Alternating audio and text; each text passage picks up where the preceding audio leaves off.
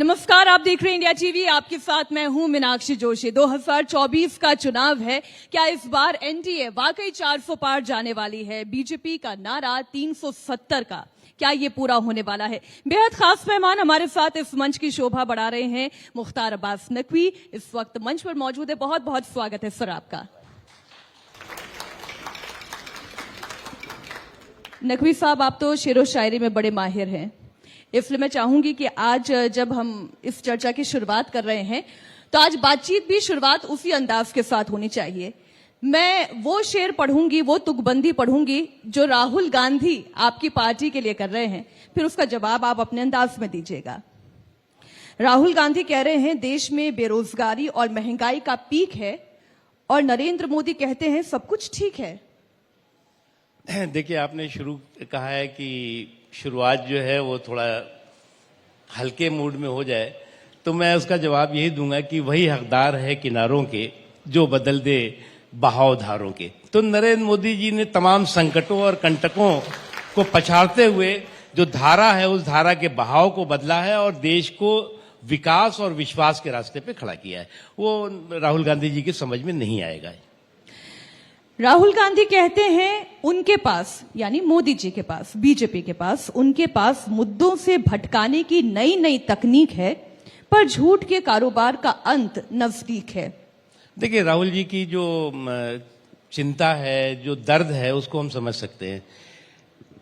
इस देश की आजादी के बाद ये पहली सरकार होगी जो बिना कांग्रेस के रिमोट, बिना कांग्रेस के रिवोट और बिना कांग्रेस के सपोर्ट के 10 साल पूरा करते हुए तीसरे कार्यकाल में प्रवेश करने जा रही। क्योंकि अभी तक तो इनको होता था या तो डायनेस्टी की सरकार हो, या डेपुटेशन की सरकार हो, या डिक्टेशन की सरकार। तो मोदी जी की सरकार न डायनेस्टी की सरकार है, न डेपुटेशन की सरकार है, और न डिक्टेशन की सरकार है। तो अब आज ये कोशिश कर रहे हैं कि हम संविदा की सरकार कैसे कर दें, सुशासन को खत्म करके संविदा की सरकार। वो उनका सपना जो है वो चकनाचूर होगा, इस बात को वो जानते भी हैं। जब आपकी सरकार इतना बढ़िया काम कर रही है, डेवलपमेंट कर रही है, विकास कर रही है, तो फिर हिंदू मुसलमान क्यों कर रही है? आप देखिए ना, प्रधानमंत्री नरेंद्र मोदी विकास की बात एक तरफ करते हैं और उसके बाद साथ ही साथ मुस्लिमों की बात कर देते हैं। कभी प्रधानमंत्री रहे अगर मनमोहन सिंह जी ने कह भी दिया कि देश के संसाधनों पर पहला अधिकार मुसलमानों का है, आपका है, तो हर्ष क्या है? देखिए, नरेंद्र मोदी जी ने सांप्रदायिक तुष्टीकरण के छल को समावेशी सशक्तिकरण के बल से ध्वस्त किया है। मैं इसलिए कह रहा हूं कि सांप्रदायिक तुष्टीकरण का जो छल था उसको समावेशी सशक्तिकरण के बल से ध्वस्त किया है कि आज इन 10 सालों में आपको ना दंगा दिखाई पड़ रहा है, ना दबंग दिखाई पड़ रहा है, ना बलवा दिखाई पड़ रहा है, ना बलवाई दिखाई पड़ रहा है, ना आतंक दिखाई पड़ रहा है, ना आतंक की आफत दिखाई पड़ रही है। ये नरेंद्र मोदी जी ने परिवर्तन किया है। इसलिए हमने कहा कि सांप्रदायिक जो तुष्टीकरण का छल था उसको समावेशी सशक्तिकरण के बल से नरेंद्र मोदी जी ने ध्वस्त किया है। और आज वो लोग जो लोग ये घायल है, जिनकी की जो ट्रेडिशनल प्रोफेशनल खिलाड़ी रहे हैं सांप्रदायिक ध्रुवीकरण के, वो आज परेशान है। और इसीलिए जो है वो आप देख रहे हैं कि किस किस तरह के उनके मैनिफेस्टो आ रहे हैं, किस किस तरह की बातें आ रही हैं। और ये बात सही है, जो कुछ मनमोहन सिंह जी के बारे में कहा उसको तो पप्पू के प्रॉक्सी प्रोफेसर ने भी उसको प्रमाणित कर दिया है, आज ही कल किया है।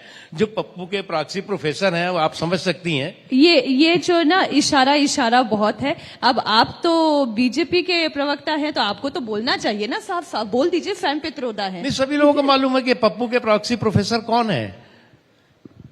पटरोदा साहब, सैम साहब। तो सैम साहब ने क्या गलत कहा, चलिए ये समझाएं पहले। वो इनहेरिटेंस लॉ की बात कर रहे हैं, टैक्स की बात कर रहे हैं, संपत्तियों के बंटवारे को लेकर तो जबरदस्त बवाल मचा हुआ है। क्या संपत्ति का बंटवारा हो जाएगा कांग्रेस की सरकार बनेगी, ऐसा उनके कहां मैनिफेस्टो में लिखा है? देखिए, उन्होंने बिल्कुल गलत नहीं कहा। जो उन्होंने कहा है वो बिल्कुल सही कहा है, ये जो पप्पू के प्रॉक्सी प्रोफेसर साहब ने। और इसी को वो कांग्रेस पार्टी ने अपने चुनाव घोषणा पत्र का डायरेक्ट इनडायरेक्ट हिस्सा भी बनाया है। लेकिन कांग्रेस इसमें शोर क्यों मचा रही थी, कांग्रेस इसको डिनाई क्यों कर रही थी, कांग्रेस इसका खंडन क्यों कर रही थी कि हमारा ऐसा कोई इरादा नहीं है। ये देश जो है वो आज अगर 140-150 करोड़ लोग तरक्की के बराबर के हमसफर हैं, हिस्सेदार हैं, भागीदार हैं, तो वो इसलिए नहीं है कि कांग्रेस की विरासत और कांग्रेस और खानदानी सियासत की वजह से है। आज इस देश के लोगों का जो जुनून है, जो जज्बा है, उसकी वजह से है। नहीं, कांग्रेस पार्टी तो यही पूछ रही है कि उनकी मैनिफेस्टो में ऐसा कहां लिखा है कि मुस्लिमों के लिए होगा, और आरोप बीजेपी आखिर क्यों लगाती है कांग्रेस पार्टी पर? वो खेल खेल रही है, जनता के मुद्दों से ध्यान भटकाने की कोशिश कर रही है। बेरोजगारी, महंगाई मुद्दा है, आप हिंदू मुस्लिम करने लगते हैं। उनकी समस्या जो है वो दाल महंगी नहीं है, ये नहीं समस्या है उनकी। उनकी समस्या है कि उनकी दाल गल नहीं रही है इस चुनाव में। जब दाल गलेगी नहीं तो उनको जो है वो सब चीज जो है वो लाल लाल पीली पीली दिखाई पड़ेगी। एक चीज आपको समझना होगा कि झूठ के झाड़ से सच के पहाड़ को नहीं ढका जा सकता, न ढका जा सकता है, न ढाया जा सकता है। अब ये झूठ के झाड़ से सच के पहाड़ पर जो है वो हमला कर रहे हैं, और नरेंद्र मोदी जी सच का पहाड़ है। नरेंद्र मोदी जी की जो शख्सियत है, जो उनका काम और करिश्मे की का जो गणित है, उसने इस कुनबे का जो पूरा के पूरा जो है गुड़ा भाग जो है उसका गच्चा खा गया है, इसलिए परेशान है। नहीं, योगी आदित्यनाथ ने भी आज बयान दिया। उत्तर प्रदेश के मुख्यमंत्री ने कहा कि कांग्रेस सत्ता में आई तो शरिया लागू कर देगी। देखिए, ये संभव है? शरिया कैसे लागू कर देगी कांग्रेस पार्टी? जब कांग्रेस पार्टी का घोषणा पत्र आया, मैंने उसको पढ़ा और मेरे मुंह से यही निकला कि ये मुस्लिम लीग का जो है वो एक तरह से प्रॉक्सी घोषणा पत्र जैसा है। मुस्लिम लीग का जो है वो एक छाया पत्र है कि उसको डायरेक्ट जो है वो Congress party, indirect Congress party देश के सामने ला रही है। ये देश जो है वो, आप एक बात बताइए, हम अगर कहते हैं या बीजेपी कहती है या जो है वो नरेंद्र मोदी जी कहते हैं कि इस देश से हम आतंकवादियों को खत्म करेंगे, इस देश से हम घुसपैठियों को सफाया करेंगे, जैसे ही मोदी जी ये बात कहेंगे वैसे ही कांग्रेस पार्टी के लोग या सो कॉल्ड ये सेकुलर सिंडिकेट, सीडियो सेकुलर सिंडिकेट है, वो कहेगा अरे आप कैसे कह रहे हैं, आपने आतंकवाद मतलब मुसलमानों का नाम ले लिया, आपने घुसपैठ मतलब मुसलमानों का नाम ले लिया, ये तो आप मुसलमानों को गाली दे रहे हैं। हम तो घुसपैठ की सम्मान, देश की सुरक्षा, देश की समृद्धि और देश के लोगों की सुरक्षा पर कोई खतरा होगा तो उस पर कार्रवाई होगी। इसमें जो है वो हिंदू मुसलमान कहां से आ जाता है? लेकिन मंगलसूत्र की बात तो प्रधानमंत्री नरेंद्र मोदी लेकर आ गए, मंगलसूत्र की भी आवश्यकता कहां थी? प्रियंका गांधी ने जवाब दिया ना कि कुर्बानी क्या होती है मंगलसूत्र की, वो मेरी मां ने दी है। ऐसी बातें क्यों की प्रधानमंत्री ने? देखिए, ये जो इमोशनल एक्सप्लॉयटेशन का एक्सपायर फार्मूला है, अब ये चलेगा नहीं। इसी इमोशनल एक्सप्लॉयटेशन के जरिए ये 5 दशकों से ज्यादा समय तक देश पर राज किया उन्होंने। इसी इमोशनल और एक्सप्लॉयटेशन और इसी इमोशनल अत्याचार के जरिए लगभग जो है वो 5 दशकों से ज्यादा तक एक परिवार इस देश पे राज करता रहा। और आपने जो है वो जो कुर्बानी, आपको तो लगता है कि ये देश जो कुर्बान हुआ है, देश जो आजाद हुआ है, देश में जो आज यहां पहुंचा है, तो वो केवल आपके परिवार की वजह से है। बिजली जल रही है, सड़क चल रही है, लोग जिंदा हैं, सांसें ले रहे हैं, तो वो केवल जो है वो कांग्रेस के कुनबे की वजह से है। तो अब भैया उस जो सनक है और सुरूर है उससे बाहर निकलिए, क्योंकि अब जो है वो ये खानदानी सुरूर और सनक जो है उसका समय उड़न छू हो चुका है। लेकिन नकवी जी, 10 साल की सरकार तो अब मोदी जी की भी हो गई है, अभी भी पंचिंग बैग कांग्रेस पार्टी ही है। देखो भैया, कांग्रेस पार्टी ने जो कुछ भी कूड़े, जो कुछ भी नाकामियों का एक पहाड़ खड़ा किया था, उसको साफ करते हुए, उस नाकामियों के निशान को मिटाते हुए कामयाबी के कदम नरेंद्र मोदी जी ने आगे बढ़ाए हैं, और 10 सालों में उस कदम के प्रभाव और असर साफ दिखाई पड़ रहे हैं। इसको किसी के छिपाने की जरूरत नहीं है। और इस बात को वो लोग भी जानते हैं जो लोग कि नरेंद्र मोदी जी का पानी पी पी करके विरोध करते हैं। उन्हें भी मालूम है कि नरेंद्र मोदी जी के काम के और करिश्मे के गिनती ने उनके सियासी गणित को बिगाड़ दिया है, एक चीज। दूसरी चीज, आज जो एक बहुत बड़ा परिवर्तन है, आज वो लोग भी जो जिनका जो है वो भाजपा और नरेंद्र मोदी जी को हराने का मिजाज था, रिवाज था, वो आज नरेंद्र मोदी जी को जिताने के मिजाज में बदल गया है। ये भी हमारे विपक्ष के लोग जानते हैं। नहीं, लेकिन विपक्ष के ही नेता हैं अखिलेश यादव, वो ये कह रहे हैं कि पहले फेज के चुनाव में बीजेपी पिछड़ रही है और इसलिए हिंदू मुस्लिम कर रही है, बांटने वाली राजनीति कर रही है। देखिए, ये जो समाजवादी टीपू और सामंती सुल्तान, अब ये समाजवादी टीपू और सामंती सुल्तानों का जो जमघट है, जुगाड़ का जमघट, वो जनादेश के पनघट से भी कोसों दूर है। अब समाजवादी टीपू चाहे इकट्ठा हो जाए और चाहे सामंती सुल्तान, उनको इस बात का अच्छी तरह से एहसास है, इस बात का अच्छी तरह से पता है कि इनका जुगाड़ का जमघट जनादेश के पनघट से कोसों दूर है और चारों खाने चित होगा। लेकिन विरोधी तो ये कह रहे हैं कि आपके पास ईडी है, सीबीआई है, आईटी है, आपके हाथ में तो सारी ताकत है। देखिए, खिसियानी बिल्ली खंबा नोचे।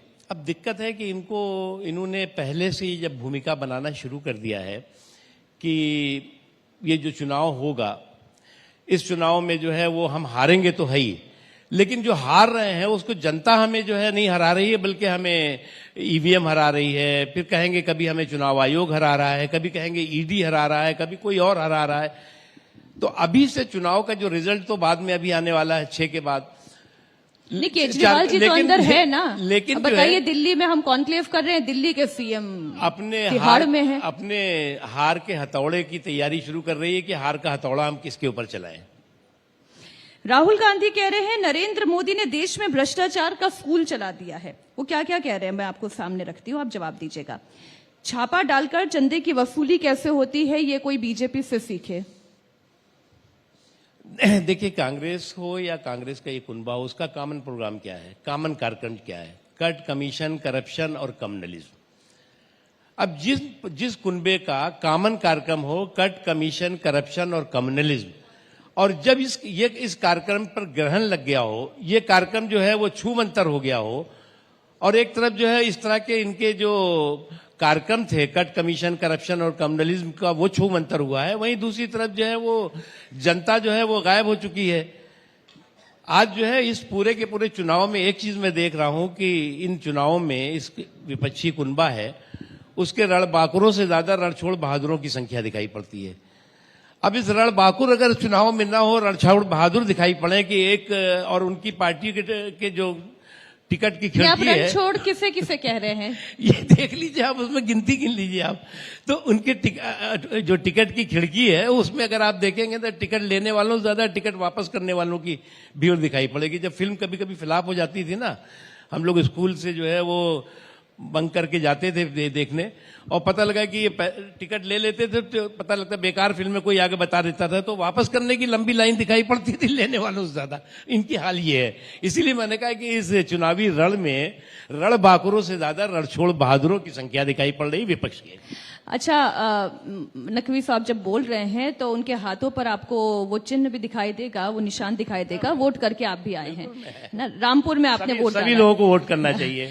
तो आप जरा ये बताएं कि जो पहले फेज का मतदान हुआ है उसकी रिपोर्ट क्या कहती है। भारतीय जनता पार्टी जीतेगी।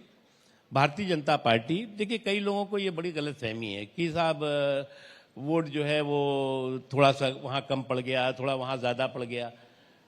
आज लोगों का, मतदाताओं का एक ही मत है कि एक ही सोच है कि आज जो है वो फिर से एक बार उन लोगों के हाथों में। अब इनकी दिक्कत क्या है, मैंने एक बार आपसे कहा ना, संविदा की सरकार, कि भैया 4 महीने तुम बन जाना, 6 महीने तुम बन जाना, 4 महीने चुप, 8 महीने तुम बन जाना, और उसके बाद मेरे दिल के टुकड़े हुए हजार, कोई इधर गिरा कोई उधर गिरा।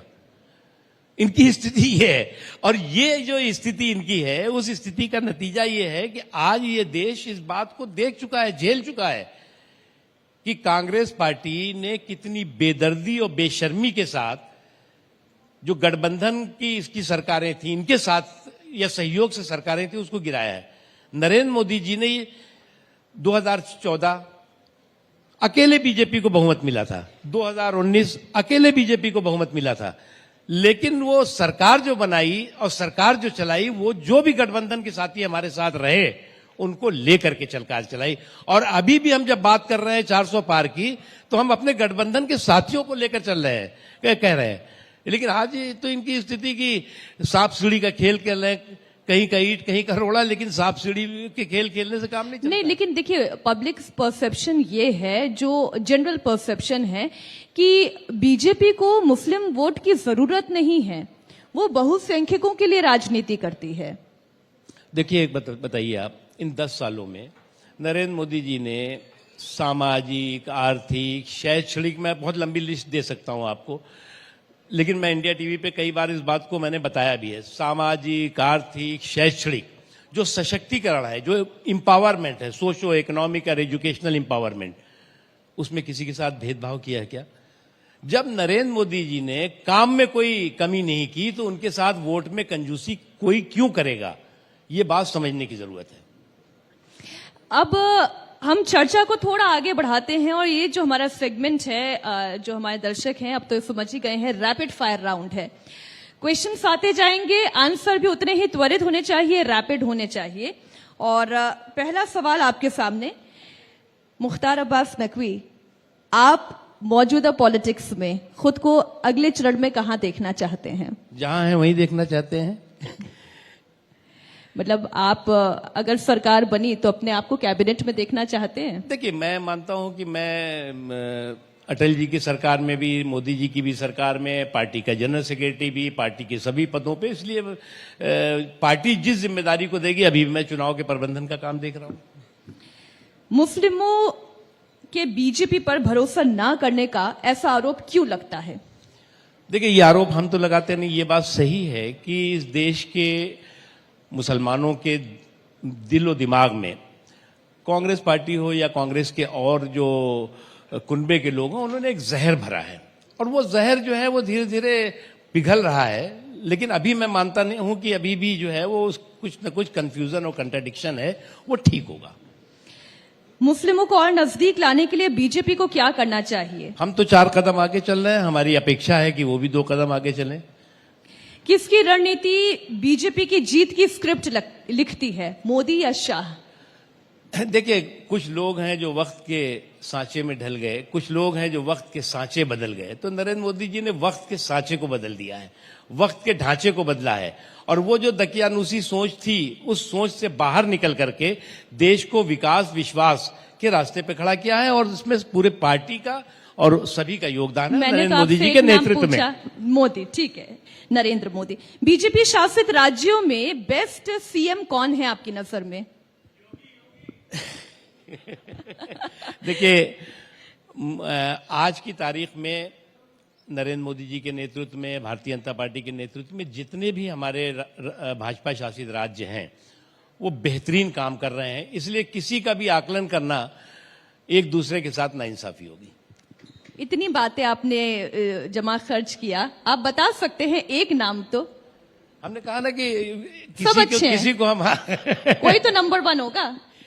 ठीक है, भारतीय जनता पार्टी का जब कोई मेंबर बनता है, आप भी अगर सदस्यता लेने जाएंगी तो आपको एक प्रण कराना होगा, शपथ करना होगा, जिसमें आपको देश के संविधान, जिसमें आपके देश की लोकतांत्रिक प्रतिबद्धता, संवैधानिक पंथ निरपेक्षता और गांधीवादी समाजवाद के प्रति शपथ लेना होता है। जब बीजेपी का एक अदना सा कार्यकर्ता जो नीचे से पहले दिन आता है पार्टी ज्वाइन करने, वो इस संवैधानिक प्रतिबद्धता, लोकतांत्रिक मूल्यों के प्रति शपथ लेता है, तो भारतीय जनता पार्टी की तो शपथ संवैधानिक प्रतिबद्धता। देखिए, पप्पू के घोंसले में कांग्रेस के चोचले से भरपूर है। अगर परिवार के घोंसले में पप्पू का चोचला जो है वो वर्चस्व कर रहा है, पूरी तरह से डोमिनेट कर रहा है, तो भैया परिवार का भी भला हो और पप्पू का भी भला हो। बहुत बहुत शुक्रिया नकवी साहब हमारे साथ इस मंच पर जुड़ने के लिए, इस मंच की शोभा बढ़ाने के लिए। अगले मेहमान भी हमारे साथ बीच में आ चुके हैं। किरण रिजिजू जी, बड़ा जोरदार तालियों से स्वागत करें रिजिजू साहब का। और नकवी साहब, आपका बहुत शुक्रिया हमारे मंच की शोभा बढ़ाने के लिए।